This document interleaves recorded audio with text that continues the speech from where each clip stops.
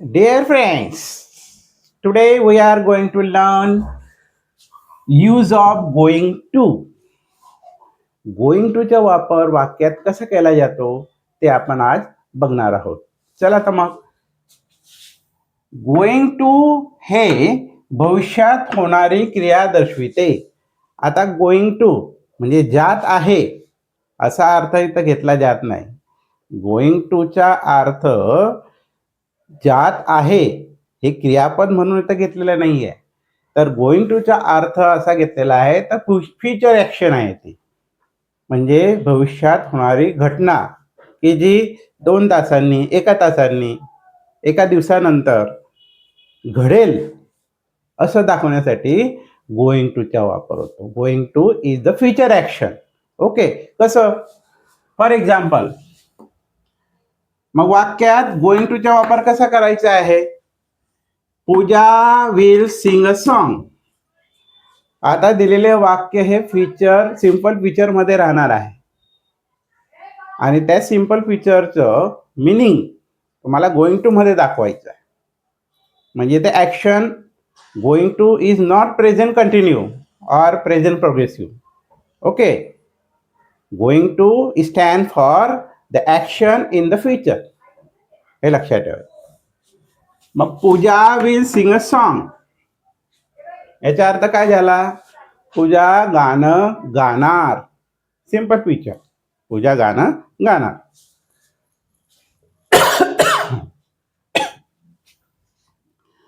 मग पूजा गाणं गाणार हे पण फीचर आहे, गाणार. मग याच्यात गोइंग टू वापरून कसा अर्थ होतो? गोइंग टू कसा वापरायचा ते बघा. आधी करता लिहायचा पूजा,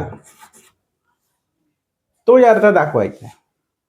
गोइंग टू फीचर ॲक्शन दाखवायची. मग करता लिहिल्यानंतर वाक्यात टू बीचं भविष्यकाळी रूप आलेलं असेल शल विल, याच्या जागी आपल्याला शल विल आलं तर एम इज आर हे वर्तमानकाळी टू बीचे रूप पैकी एक वापरावं लागणार आहे कर्त्यानुसार. मग पूजा हे नाऊन आहे, तर या पूजा नाऊनला नामाला एम इज आर पैकी काय लावलं जातं? तर पूजा ही सिंग्युलर आहे म्हणून त्याला इज लिहावं लागणार आहे तुम्हाला टू बीचे रूप. मग तुम्हाला या विलचा लोप करून विल काढून त्याच्या जागी इज लिहावं लागणार आहे टू बीचे रूप. ओके, नंतर करता टू बीचे रूप लिहिल्यानंतर मग या गोइंग टूचा वापर करायचा.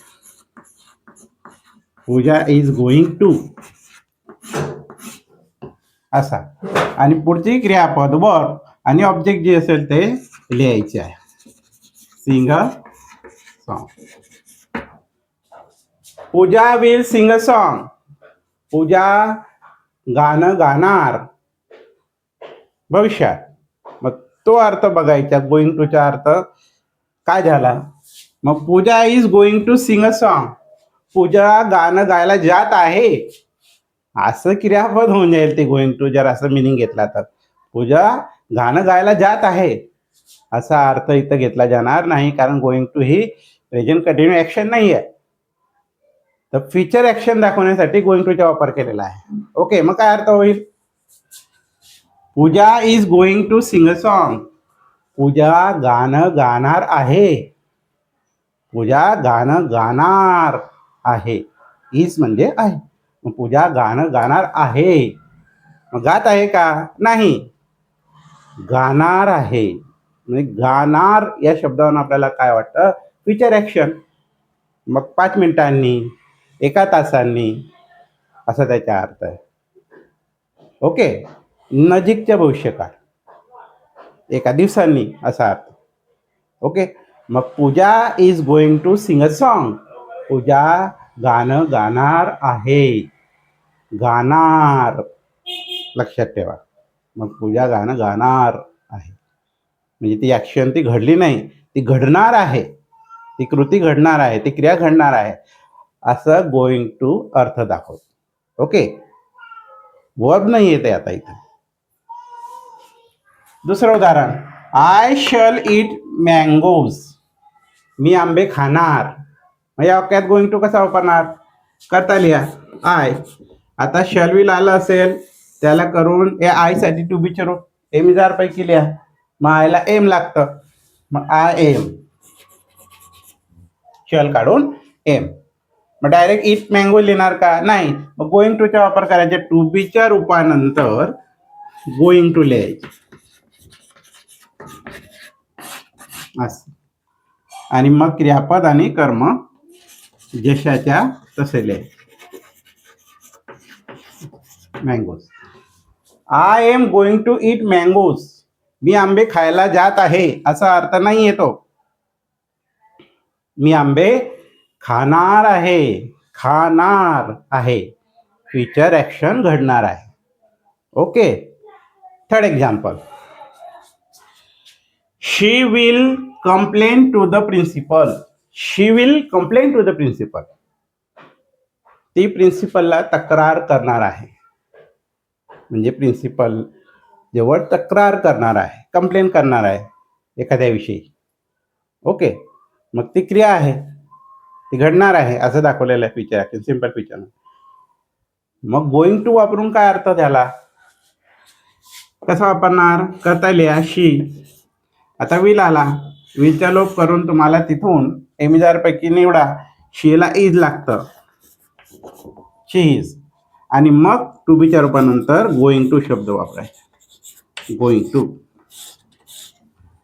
लिहिल्यानंतर क्रियापद जी आहे वर्ब जी दिली आहे V1 ती जशाच्या तशी लिहायची आणि ऑब्जेक्ट सुद्धा जशाचा तसा लिहायचा. प्रिन्सिपल. अशा पद्धतीने गोइंग टू वापरला. She is going to complain to the principal. ती प्रिन्सिपल जवळ के प्रिन्सिपलला तक्रार करायला जात आहे. चालून जात आहे असं नाही आहे. असं नाही त्याचा अर्थ आहे गोइंग टूचा. मग काय अर्थ झाला? She is going to complain to the principal म्हणजे ती प्रिन्सिपल जवळ तक्रार करणार. तक्रार करणार आहे म्हणजे ती क्रिया घडणार आहे. गोइंग टू काय दाखवतो? मग फ्युचर ऍक्शन दाखवतो. Did you understand? Okay, got it? Going टूचा वापर समजला? सो जर व्हिडिओ चांगला वाटला असेल तर त्याला लाईक आणि शेअरच करा नक्की. पण या चॅनलला सबस्क्राईब करणं विसरू नका. Okay, thank you.